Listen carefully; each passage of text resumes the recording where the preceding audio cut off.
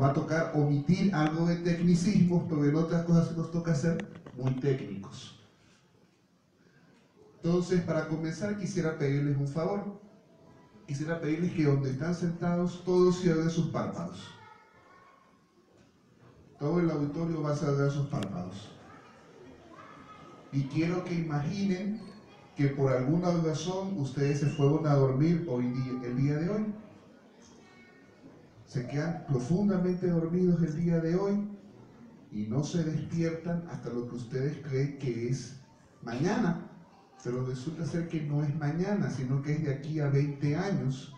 Y que en el mundo en el que se despiertan, resulta ser que la capital política del Ecuador es Loja, resulta ser que el puerto principal es Quito, y resulta ser que la cuna de la cultura es Guayaquil, resulta ser que las personas que consideramos normales o neurotípicos casi no existen, y que la que en gran mayoría existen son personas dentro del espectro. ¿Qué tan desesperados se sienten? ¿Qué tan fuera del lugar se sienten con todo lo que les acabo de mencionar? Ya que por acá mencionaron cómo se siente la persona dentro del espectro y ver sentimientos, con lo que les acabo de traer a colación, ustedes van a poder comprender un poco cómo se siente la persona dentro del espectro. Se siente totalmente fuera de su mundo. Siente que no sabe cómo interactuar, siente que no sabe qué decir. Muchas veces es extremadamente sincero, así al extremo brutalmente sincero, que inclusive en un capítulo de otro House, el mismo House dice: yo no le tengo coraje al niño con autismo, le tengo envidia porque puede ser sincero con todo el mundo y yo no. A mí sí me toca ser hipócrita y quedar bien con los pacientes. Los que hayan visto la serie ya saben más o menos cuál es la personalidad que tiene este personaje. En todo caso, pueden abrir sus párpados para comenzar a tratar el tema. Y como vuelvo y les repito, con lo que acaban de sentir ya tienen una idea de lo que es el espectro. ¿A qué me dedico actualmente? Actualmente solo me dedico a lo que es la consulta privada y lo que tiene que ver con el Centro de Salud Venus de Valdivia. El Centro de Salud José Luis Tamayo, me transfirieron de José Luis Tamayo para Venus. Y parte de mi currículum sí ha sido la consejería en VIH, porque cuando me formé como psicólogo, todas mis prácticas profesionales fueron con pacientes con VIH. Me ha tocado dar diagnósticos de VIH a mujeres embarazadas, a niños, a adultos, entre otras partes de la experiencia.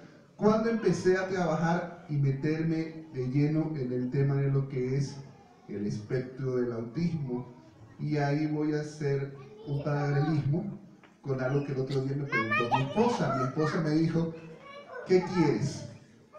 ¿Quieres ser un vivencial o quieres ser un profesional de la psicología? La respuesta es ambos. ¿Por qué llego a eso? Porque a los 33 años, mi esposa, como estudiante de psicología, empezó a ver ciertos rasgos en mí. Y posteriormente se me ocurrió tomar un taller de lo más interesante sobre cómo diagnosticar con la compañera Paola. En el taller terminé aprendiendo muchas cosas y Paola terminó ratificándome que efectivamente yo estaba dentro del espectro. Entonces, resulta que estoy dentro del espectro, pero tengo un título en psicología clínica, tengo mi masterado en psicología clínica, y lo que decían por acá es verdad. En toda la carrera jamás nos hablaron de autismo, jamás nos hablaron de Asperger, pero nos graduaron. Ni en el tercero ni en el cuarto nivel hablaron de esos temas, por cierto. Creo que en la edición de Paola se habló de autismo porque Paola se metió a hablar del tema de autismo, pero fuera de eso no era un tema que se hablara. Entonces, primero, para conceptualizar autismo o trastorno espectro del autismo, yo quiero pasar a conceptualizar primero qué es ser normal o ser neurotípico. Por favor, alcen la mano en la sala todos los hombres presentes. Como podemos ver, en relación con las mujeres son poquísimos, por lo tanto, lo normal en esta sala es ser mujer y los hombres somos los anormales. Bienvenidos, caballeros, al mundo de la normalidad. Dentro de un mundo donde se espera que el 95% de seres humanos seamos iguales, resulta ser que las normales son las féminas de la sala. El resto, toditos caímos dentro de la normalidad. Entonces, cuando hablamos de normalidad realmente es eso, es una curva estadística que me dice que el niño debe ser igual al 95% de los niños. Y ahí yo me pregunto, ¿y por qué tienes que ser igual al resto? ¿Cuál es la obligatoriedad de caer específicamente en ese 95%? Hans Asperger lo decía, diferente no significa inferior, significa simple y llanamente distinto. Entonces, ahora que ya tenemos que es la normalidad, vamos a pasar a conceptualizar lo que es el espectro del autismo. Podemos decir que es una condición neurológica y del desarrollo que comienza en la niñez y dura toda la vida. Lo que significa que se nace con esto y morimos con esto. No es que se cura, no es que cambia, se aprenden ciertas cosas, se aprende como quien dice a sobrevivir en el medio, pero no es que se deja de estar dentro de la condición. ¿Qué otra característica tiene? Afecta como una persona se comporta, interactúa con los otros, se comunica y también cómo aprende. En mi caso muy particular, según mi esposa que me conoció en la era universitaria, yo era conocido como el líder del grupo de los garos. ¿Quiénes éramos el grupo de los garos? Los que no encajábamos en toda la facultad de psicología. Imagínense los que estudian psicología, qué tan distintos teníamos que ser para no poder encajar en una facultad que se supone que estudia todo el mundo que es distinto en general. Pues eso éramos nosotros, el grupo que no encajaba para nada. Entonces, este trastorno incluye lo que se conocía como síndrome de Asperger y como lo que se conocía como el trastorno generalizado del desarrollo no específico. También, por supuesto, significa autismo atípico. ¿Por qué se crea el espectro del autismo? Porque, como decía Paola, el autismo es un prisma. Habemos de todos los colores, de todos los sabores. Yo soy psicólogo clínico y tengo maestría en psicología clínica. Hay otras personas con autismo que han tenido más dificultades en su desarrollo intelectual o comportamental o inclusive laboral. Hay personas que tienen su maestría en economía y no consiguen trabajo realmente aquí en el Ecuador. Hay otros que como ella son psicólogos industriales y también se les ha dificultado con todo y maestría. Entonces, somos distintos. Por eso justamente se creó el concepto de espectro, porque ¿qué diferenciaba clásicamente a un autismo clásico de un síndrome de Asperger? Por un lado decían que no hubiera problemas en el desarrollo del lenguaje, más claro que el niño hablara más o menos a los 2 años. ¿Qué otro síntoma había? Que no tuviera deficiencia intelectual. Pero eran marcadores demasiado subjetivos. Hay niños que hablan a los 3 años y tienen una inteligencia prodigiosa, pero solo por eso ya no encajaban dentro de Asperger, sino que los mandaban a autismo clásico. Entonces, dado que esas tablas eran demasiado cuadradas, se decidió crear justamente lo que es el concepto prismático para poder entender al autismo como lo que siempre ha sido, como un prisma, con una gran variedad dentro de él. Entonces, para entender lo que es el trastorno espectro del autismo, tenemos que centrarnos primero en lo que son los trastornos del desarrollo neurológico. Así, el espectro del autismo está dentro de los trastornos de desarrollo neurológico, acorde con, perdón por la expresión, porque sé que estoy en una universidad católica, así que me perdonan, pero la Biblia psicopatológica de todo psicólogo es el DSM, en este caso el 5. Porque es con el que nos centramos hoy por hoy para poder realizar un diagnóstico.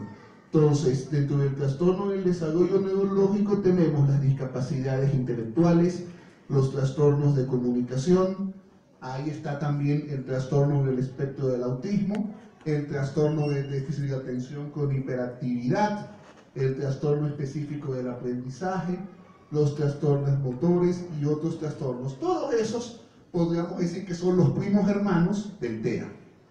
No son TEA, pero parten por una característica muy similar, que es que hay un problema por un lado posiblemente neurológico y por otro lado que está muy enmarcado dentro de lo que tiene que ver en el desarrollo del niño. Esa es la razón por la cual se puede empezar a ver indicadores. Paola mencionaba 12 meses. Más adelante les voy a enseñar una tabla que tiene desde los 9 meses qué indicadores podemos empezar a ver. Las diapositivas ya fueron mandadas por mi mail tanto a Paula como a la universidad, cosa que pueden subirlas tranquilamente a la nube. Sobre todo por la tabla, es valioso que los padres tengan la tabla porque es bueno que empiecen a ver el desarrollo de sus hijos para ver si hay sospecha o no. ¿Por qué? Porque a más temprano diagnóstico se gana mucho más. En mi caso muy particular, a mí me diagnosticaron déficit de atención sin hiperactividad, me diagnosticaron maníaco depresivo, me diagnosticaron obsesivo compulsivo. O sea, me tiraron 500.000 diagnósticos que, si bien es cierto, explicaban en parte lo que sucedía conmigo, nunca explicaban el asunto en la globalidad. Si ustedes se dan cuenta, yo no he mantenido la vista sobre ninguno de ustedes. Mi vista está que divaga y eso de cargo lentes, justamente por ser una de las características justamente dentro del espectro, que a la persona se le dificulta el contacto visual. Entonces imagínense un psicólogo que se supone que lo primero que le enseñan es que tiene que ver al paciente, porque con el contacto visual es que se llega a conocerlo, a crear empatía, etc. Ser psicólogo con TEA ha sido también un reto interesante por ese lado. Entonces, como ya vimos, la siguiente positiva. ¿Cuál es la edad para diagnóstico? Los primeros síntomas en general se habla que aparecen a los 18 meses, realmente antes, desde los 9, 12. No, yo te decía, mencioné los de los 12 meses porque en el ADOS te permiten hacer las observaciones desde los 12 meses y ya, bueno, tú luego les explicas que sí se puede, incluso desde los 3 meses, en los padres experimentados ya pueden notar rasgos, pero no pueden ser categorizados dentro del espectro. Exactamente, inclusive hay uno más atractivo que yo les voy a mostrar que se llama el M-Chart, que permite diagnosticar desde los 18 meses a los 38 meses más o menos. Pero ya vamos a ver qué falencias, qué ventajas y todo lo demás tiene ese ahí. En todo caso, la literatura habla más o menos de 18 meses, helados, como decía Paola, desde los 12 meses. En la tabla que yo les voy a mostrar, ustedes van a ver específicamente un síntoma en 9 meses. Pero como decía, no es que si yo veo ese síntoma a los 9, voy a decir mi hijo es TEA. Lo que yo tengo que decir es, aquí pasa algo y tengo que seguir viendo cómo evoluciona para poder llegar a un diagnóstico certero. La mayoría de psicólogos les encanta diagnosticar a los 6 años, le tienen terror a diagnosticar antes de los 6. ¿Por qué? Porque a los 6 es cuando empiezan los síntomas a brotar como canguil.